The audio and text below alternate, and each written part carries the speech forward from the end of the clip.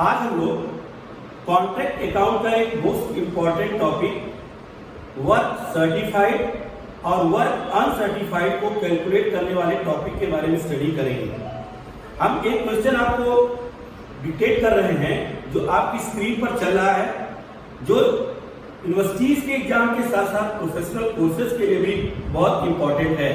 तो आप अपनी स्क्रीन पर क्वेश्चन को देखते रहो।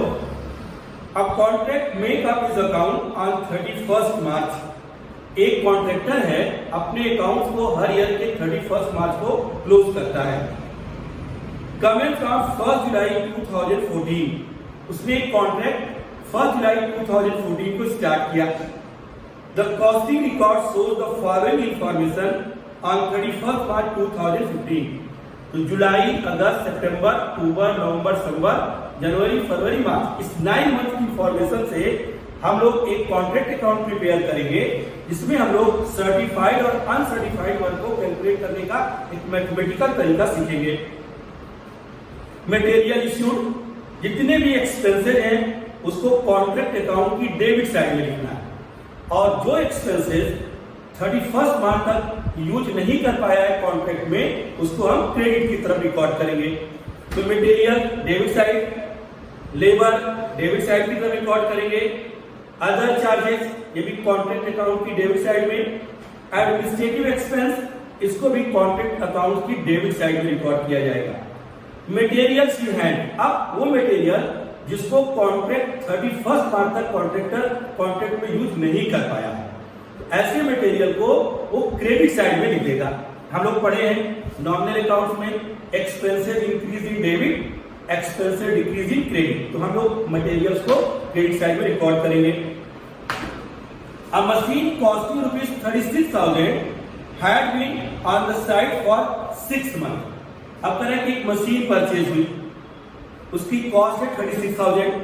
ये भी हमारा एक एक्सपेंस है, कॉन्ट्रैक्ट अकाउंट की डेबिट साइड में रिकॉर्ड करेंगे, और ये 6 मंथ तक हमारे कॉन्ट्रैक्ट साइड पे रही है। 6 मंथ बाद इसको वापस कर दिया गया। In its working life is estimated at 6 year, और इसकी वर्किंग लाइफ 6 ईयर है, यानी 6 ईयर तक ये हमारे यहाँ सर्विस देगी। And it's final scrap value of ₹6,000, और 6 ईयर के बाद जब इसको हम सेल करेंगे, इसके स्क्रैप से 6,000 हमें रिसीव होगा। तो 36,000 में 6,000 हम रिसीव कर लेंगे, तो टोटल लॉस 6 ईयर में 30,000 का होगा। और जब हम 6 से इसको डिवाइड करेंगे तो हर ईयर में हमारा लॉस 5,000 का होगा, जो डेप्रिसिएशन है। लेकिन ये मशीन हमारे यहाँ सिर्फ 6 मंथ तक ही रही है, इस पर हम 6 मंथ का ही डेप्रिसिएशन चार्ज करेंगे। सुपरवाइजर हु इज पेड 21,600 पर annum has spent 1/2 of his time at this contract। एक सुपरवाइजर है, इस कॉन्ट्रैक्ट पर अपना आधा ही समय देता है, और हम इसे एनुअली 21,600 पेड करते हैं। तो हम लोग इसके आधे का ही एक्सपेंसेस इस कॉन्ट्रैक्ट अकाउंट में शो करेंगे। फिर नेक्स्ट रिक्वेस्ट पे आगे, the contract price was ₹4 lakh. तो जो ये कॉन्ट्रैक्ट प्राइस 4 लाख की है, इसका हम रूल्स में अप्लाई करेंगे। इसको रूल्स में जब अभी हम लोग सर्टिफाइड वर्क निकालेंगे, अनसर्टिफाइड वर्क निकालेंगे, फॉर्मूले में इसका यूज किया जाएगा। On 31st March 2015 2/3 contract was completed. Contractor ने 2/3 कॉन्ट्रैक्ट को कंप्लीट कर दिया है। And audited certified has been issued covering ₹2 lakh. और जो ऑडिटेड है, जो कॉन्ट्रैक्टी का इंजीनियर है, वो कह रहा है कि हमने 2 लाख रुपए का ही कॉन्ट्रैक्ट कंप्लीट किया है, यानी हाफ कॉन्ट्रैक्ट के कंप्लीट करने की इंफॉर्मेशन दे रहा है। कैश रिसीव हुआ 80% ऑफ सर्टिफाइड वर्क। जो कैश रिसीव हुआ है वो 80% है सर्टिफाइड वर्क का। Contract account prepare contract account. अब हम लोग एक कॉन्ट्रैक्ट अकाउंट बनाएंगे, जिसको हम लोग आगे अब इस पर हम बोर्ड पे बनाने जा रहे हैं, जिसको आप अच्छे से प्रैक्टिस करिएगा। तो अभी हम लोगों ने क्वेश्चन को अच्छे से डिक्टेट किया। अब देखिए हम इसका सलूशन देने जा रहे हैं, तो ध्यान से सुनो सब लोग। तो देखो, जो सबसे पहले हम लोग जितने भी एक्सपेंसेस हैं उनको हम डेबिट साइड में लिखेंगे, और ऐसे एक्सपेंसेस जिनका यूज नहीं कर पाए हैं उसको क्रेडिट साइड में लोग ट्रांसफर करेंगे। तो देखो, पहला है मटेरियल, तो मटेरियल 42,000 डेबिट साइड में। लेबर चार्जेस, जो वर्कर है जो कॉन्ट्रैक्ट पर वर्क किए हैं उनको जो चार्जेस दिया गया है डेबिट साइड 1,02,000। जितने भी एक्सपेंसेस होंगे सबसे पहले वो डेबिट साइड पे आप लिख दोगे। फिर उसके बाद अदर चार्जेस और छोटे छोटे चार्जेस दिए गए हैं उनको डेबिट साइड में लिखा गया। फिर उसके बाद एडमिनिस्ट्रेटिव एक्सपेंस, एडमिनिस्ट्रेटिव एक्सपेंस जो हमारे ऑफिस के एक्सपेंसेस हैं उनको डेबिट साइड में लिख दिया गया। फिर उसके बाद एक मशीन परचेज हुई, मशीन जब परचेज की गई है उसकी कॉस्ट है 36,000। अब हम लोग जितने भी प्लांट और मशीनरी होते हैं जिस कॉस्ट पर परचेज करते हैं उस कॉस्ट को हम लोग डेबिट साइड में लिखेंगे और उसको जो उस चार्जेस आप डेबिट साइड में लिखोगे फिर उसके बाद जब आप उसको रिटर्न करोगे या जो साइड पर होगी उस पर आपको डेप्रिसिएशन चार्ज करना पड़ेगा। अब दूसरे क्वेश्चन में कहा गया कि मशीन 6 मंथ तक यूज करके वापस कर दी गई, जबकि हमारा कॉन्ट्रैक्ट जो है 1 जुलाई से स्टार्ट है और 31 मार्च 2015 को हम अकाउंट्स क्लोज कर रहे हैं, यानी ये अकाउंट्स हम 9 मंथ का प्रिपेयर कर रहे हैं। तो मशीन 36,000 की जो परचेज हुई है वो 9 मंथ साइड पे नहीं रही है, वो केवल 6 मंथ ही रही है। तो अब देखो जब मशीन रिटर्न करेंगे तो मशीन है 36,000 और 36,000 की मशीन है हमारे यहाँ 6 ईयर तक वो वर्क करेगी। 6 ईयर के बाद वो मशीन स्क्रैप हो जाएगी, बेकार हो जाएगी। अब उस मशीन के स्क्रैप को जब हम मार्केट में सेल करेंगे उससे हमें 6,000 रिकवर हो जाएगा। तो 36,000 में 6,000 रिकवर हो गया और टोटल लॉस पूरे 6 ईयर में 30,000 का होगा।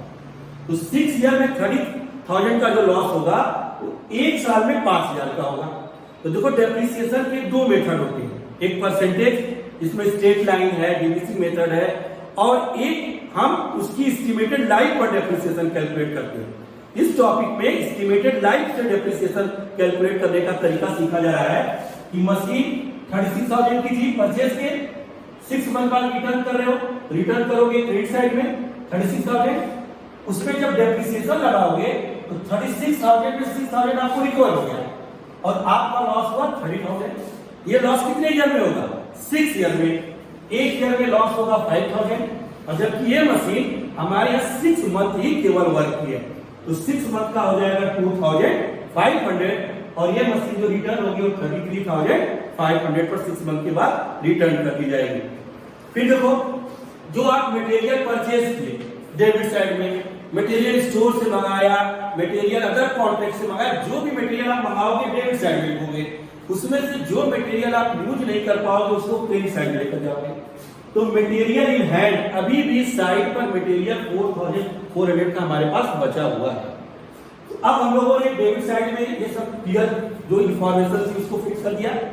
अब देखो इसका जो मेन टॉपिक है वो है सर्टिफाइड और अनसर्टिफाइड को कैलकुलेट करना। तो सर्टिफाइड और अनसर्टिफाइड का मतलब होगा कि जब कोई भी कॉन्ट्रैक्टर किसी कॉन्ट्रैक्ट को लिया है और उस कॉन्ट्रैक्ट को क्लोजिंग डेट पर कंप्लीट नहीं कर पाया है तो ऐसे कॉन्ट्रैक्ट को हम लोग इनकम्प्लीट कॉन्ट्रैक्ट कहते हैं। ऐसे कॉन्ट्रैक्ट को इनकम्प्लीट कॉन्ट्रैक्ट कहा जाएगा और ऐसे कॉन्ट्रैक्ट की जो इंफॉर्मेशन होगी उसमें एक सर्टिफाइड और एक अनसर्टिफाइड वर्क आएगा। जैसे मान लो हम लोग एक सड़क बनाने का, एक रोड बनाने का कॉन्ट्रैक्ट लिया और वो कॉन्ट्रैक्ट मान लो 10 किलोमीटर है, हमें 10 किलोमीटर की एक सड़क बनानी है और हम लोगों ने 8 किलोमीटर सड़क बना रखा है, हम कॉन्ट्रैक्टर हैं, हमने 8 किलोमीटर की सड़क कंप्लीट कर दी और अभी 2 किलोमीटर हमारा कॉन्ट्रैक्ट पूरा करने में बचा है। ऐसे कॉन्ट्रैक्ट को इनकम्प्लीट कॉन्ट्रैक्ट बोला गया। लेकिन जो कॉन्ट्रैक्टी का इंजीनियर है उसने आकर कहा कि हमने 6 किलोमीटर कॉन्ट्रैक्ट कंप्लीट कर दिया है और 2 किलोमीटर की अभी हम लोग कोई सर्टिफिकेट नहीं दिया है। ऐसे को हम लोग बोलेंगे इसको सर्टिफाइड वर्क बोलेंगे और जो कॉन्ट्रैक्ट हम कंप्लीट कर चुके हैं और उसका सर्टिफिकेट हमें नहीं मिला है उसको बोला जाएगा अनसर्टिफाइड वर्क। सर्टिफाइड वर्क किसको बोलेंगे कि जो कॉन्ट्रैक्ट कंप्लीट में जिसको इंजीनियर मान ले रहा है कंप्लीट है वो हमारा सर्टिफाइड है और जिसको हमने तो कंप्लीट कर दिया है लेकिन उसको अभी कंप्लीट नहीं मान रहा उसको क्या बोलोगे? अनसर्टिफाइड वर्क बोला जाएगा। तो अब हम लोग जब इसका कैलकुलेशन करेंगे, जैसे क्वेश्चन में आपको बोला गया कि कॉन्ट्रैक्ट प्राइस 4 लाख है, 4 लाख का कॉन्ट्रैक्ट है और सर्टिफाइड वर्क बोल रहा है 2 लाख रुपए। तो सर्टिफाइड वर्क कॉन्ट्रैक्ट प्राइस के आधे के बराबर करा है कि हाफ कॉन्ट्रैक्ट हम पूरा कर चुके हैं। तो जब भी आपको सर्टिफाइड वर्क को रुपीस में कन्वर्ट करना होगा तो हमेशा कॉन्ट्रैक्ट प्राइस यूज होगी, और अनसर्टिफाइड को कैलकुलेट करने के लिए कॉन्ट्रैक्ट कॉस्ट यूज करेंगे। दो इंपॉर्टेंट पॉइंट समझ जाइएगा कि सर्टिफाइड वर्क हमेशा कॉन्ट्रैक्ट प्राइस में कैलकुलेट होगा और अनसर्टिफाइड वर्क को कॉन्ट्रैक्ट प्राइस पर कैलकुलेट करना होगा हमें। अब यहां पर देखो क्वेश्चन में दिया है कि जो सर्टिफाइड वर्क है वो 2 लाख रुपए है, 2 लाख रुपए दिया क्वेश्चन में, और साथ ही कॉन्ट्रैक्ट प्राइस बोला 4 लाख। तो 4 लाख का 2 लाख हम सर्टिफाइड हो गए, यानी हाफ कॉन्ट्रैक्ट प्राइस, आधा कॉन्ट्रैक्ट प्राइस हो गया। तो अब हमने कॉन्ट्रैक्ट कंप्लीट किया है 2/3, हम 2/3 कॉन्ट्रैक्ट कंप्लीट कर चुके हैं, लेकिन इंजीनियर आपने कहा है कि हमने 2 लाख का ही कॉन्ट्रैक्ट कंप्लीट किया है, अगर हम फ्रैक्शन में उसको बदले तो आधा कॉन्ट्रैक्ट ही हमने कंप्लीट किया है। जबकि हम कंप्लीट किया 2/3, तो हम लोग 2/3 से 1/2 को माइनस करें, जितना हमने कंप्लीट किया। जैसे मैंने बताया हमने कंप्लीट किया है 8 किलोमीटर और कॉन्ट्रैक्टिंग में बोला 6 किलोमीटर कंप्लीट है, यहाँ कॉन्ट्रैक्टिंग कर रहा है कि आपने हाफ कॉन्ट्रैक्ट पूरा किया है। हम लोग इसका डिफरेंस निकालेंगे, एलसीएम ले लेंगे। इसका मतलब हमारा जो कॉन्ट्रैक्ट कंप्लीट है और उसको कंप्लीट नहीं मान रहा है, जिसको अनसर्टिफाइड वर्क कर रहे हैं, वो कॉन्ट्रैक्ट प्राइस का 1/6 है। अब इसको रुपीस में बदलना होगा, तो हम लोग सर्टिफाइड वर्क यहां पर क्लियर मालूम हो चुका है 2 लाख रुपए। अब हम लोग अनसर्टिफाइड वर्क जब निकालेंगे उसके लिए कॉन्ट्रैक्ट कॉस्ट यूज होगी। कॉन्ट्रैक्ट कॉस्ट कैसे यूज करेंगे? ये जो हम है डेबिट साइड के ये अमाउंट ऐड कर देंगे, ऐड कर लिया, और उसके बाद ये जो यूज नहीं हो पाए इनको माइनस करेंगे। ये डेबिट साइड ऐड करेंगे और इन दोनों को ऐड करके माइनस करेंगे, और माइनस करने के बाद जो आएगा वही हमारा कॉन्ट्रैक्ट कॉस्ट कहलाएगा। अब हम लोग यहां पर निकालेंगे कैलकुलेशन ऑफ सर्टिफाइड वर्क। अब देखो ये जो कॉन्ट्रैक्ट कॉस्ट है, आपने कंप्लीट कॉन्ट्रैक्ट किया है 2/3, ये जो कॉस्ट है 2/3 की है। हम यहां पर मैथमेटिकल फॉर्मूला लगाएंगे 2/3 कॉन्ट्रैक्ट कॉस्ट। अब इसको ऐड करके 42,000 से 8,100 तक ऐड करेंगे, उसमें ऐड करने के बाद जो आएगा उसमें 4,400 और 33,500 को माइनस करेंगे। तो माइनस करने के बाद कितना आया है? 1,88,200। 1,88,200। अब देखो इसको हमने ऐड किया, ऐड करने के बाद इसमें से इन दोनों को ऐड करके लेस कर दिया, और लेस करने के बाद आया 1,88,200। ये 2/3 की कॉन्ट्रैक्ट कॉस्ट है, और हमें चाहिए 1/6, तो लिखेंगे सो 1,88,200 जो जाएगा 3/2, सो 1/6, 1,88,200 3/2 1/6। इसकी अमाउंट आएगी 47,050। 1/6 हो जाएगा 47,050। अब देखो फिर से हमेशा सर्टिफाइड वर्क कॉन्ट्रैक्ट प्राइस पे कैलकुलेट करोगे। हमने आधा कॉन्ट्रैक्ट कंप्लीट किया है और कॉन्ट्रैक्ट प्राइस है 4 लाख, 4 लाख का आधा हो गया 2 लाख रुपीज लिख दिया यहाँ पे। और अनसर्टिफाइड वर्क जैसे भी अभी फिर से परिवाइज करते हैं, हमने कॉन्ट्रैक्ट 2/3 पूरा किया है, जबकि इंजीनियर कह रहा है कि हमने कॉन्ट्रैक्ट कितना पूरा किया है 1/2, तो 2/3 से 1/2 माइनस किया तो हमारा अनसर्टिफाइड आया 1/6। उसकी कॉस्ट निकाला तो 2/3 की कॉस्ट इनको माइनस कर देंगे, आया 1,88,200, सो 1/6 47,050। अब हम लोग इसको यहां पर लिखेंगे 47,050, अब इसको ऐड करेंगे 2,47,050। अब इसको ऐड कर लेंगे,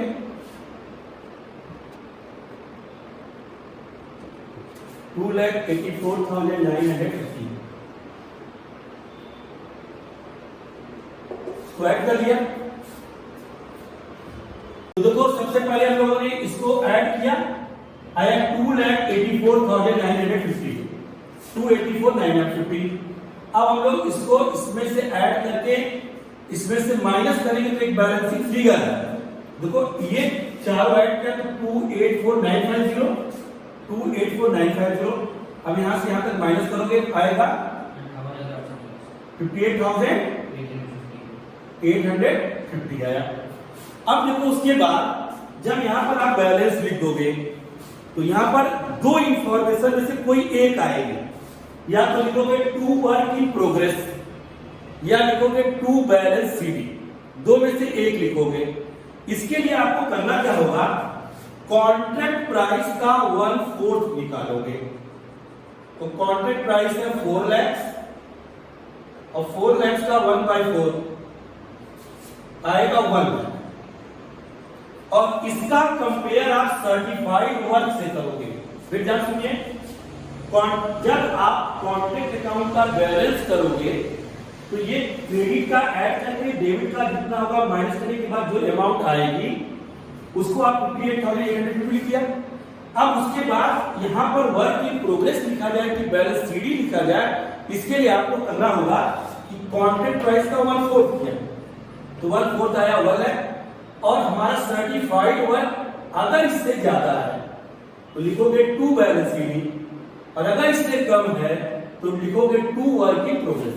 तो कम होने पर 2 वर्क इन प्रोग्रेस लेकर क्वेश्चन को बंद कर दोगे, लेकिन जब बैलेंस सीडी लिखोगे तब क्वेश्चन को आपको एक स्टेप और आगे लेकर जाना होगा।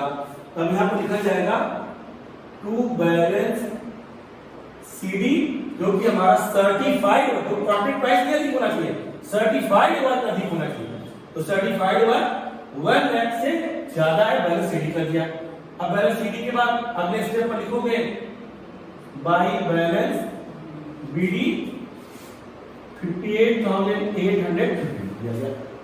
अब इस बैलेंस बीडी के दो पार्ट होंगे, एक होगा प्रॉफिट एंड लॉस अकाउंट और एक होगा वर्क इन प्रोग्रेस अकाउंट। जब आप पीएल अकाउंट निकालोगे तो पहले बैलेंस बीडी की अमाउंट को यहां लिखोगे, तो बैलेंस बीडी लिख दिया 58,850। अब सेकेंड स्टेप, फिर तुम कॉन्ट्रैक्ट प्राइस का 1/2 करोगे, 1/2 आया 2 लाख। अगर आपका सर्टिफाइड वर्क आधा, हाफ या उससे अधिक है तब यहां 2/3 लिखोगे, लेकिन अगर हाफ से कम है और 1/4 से ज्यादा है तो 1/3 लिखोगे। तो हमारा कॉन्ट्रैक्ट प्राइस 4 लाख का आधा आया 2 लाख और सर्टिफाइड वर्क हाफ के इक्विवेलेंट। ऐसी कंडीशन में यहां हो जाएगा 2/3 इनटू कैश रिसीव्ड फ्रॉम कॉन्ट्रैक्टी। कॉन्ट्रैक्टी से कितना कैश रिसीव हुआ है, तो क्वेश्चन में देखेंगे कॉन्ट्रैक्टी से कैश रिसीव हुआ है 80%, 2 लाख का 80% हो जाएगा 1,60,000 अपॉन 2 लाख लिख देंगे सर्टिफाइड वर्क। तो आप बैलेंस बीडी लिखा, आपको बस यही फॉर्मूला चेक करना है कि कॉन्ट्रैक्ट प्राइस का हाफ करना। अगर सर्टिफाइड वर्क से 1,90,000 था, आधे से कम रखा तो यहां 1/3 लिखते, आधे और आधे से ज्यादा होगा 2/3 into cash received from contracting. तो क्वेश्चन में बोला है कि सर्टिफाइड वर्क का 80% कैश रिसीव हुआ है 1,60,000 अपॉन सर्टिफाइड वर्क। ये कॉमन रहेगा, बैलेंस बीडी कॉमन रहेगी, कैश रिसीव फ्रॉम कॉन्ट्रैक्ट रहेगा, सर्टिफिकेट यही चीज बदलेगा, आधा या आधे से ज्यादा होगा तो 2/3 और आधे से कम होगा तो 1/3 होगा। सर 31,387, 31,387 ये हमारा हो गया प्रॉफिट एंड लॉस। कितना प्रॉफिट हुआ और रिमेनिंग को वर्क इन प्रोग्रेस में ट्रांसफर कर देंगे। तो 58,850 और इसको इसमें से माइनस करेंगे जो आएगा वर्क इन प्रोग्रेस। सर 27,462,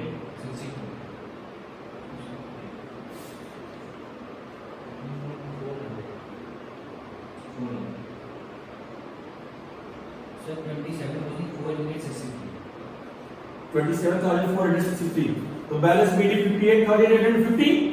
इस फार्मूले से प्रॉफिट एंड लॉस अकाउंट में 31,387 ट्रांसफर हुआ। रिमेनिंग को वर्क इन प्रोग्रेस में लिखेंगे। इसको अच्छे से नोट करें और क्वेश्चन को फिर एक बार पॉज करके इसको नोट करने के बाद आप इसको लगाएंगे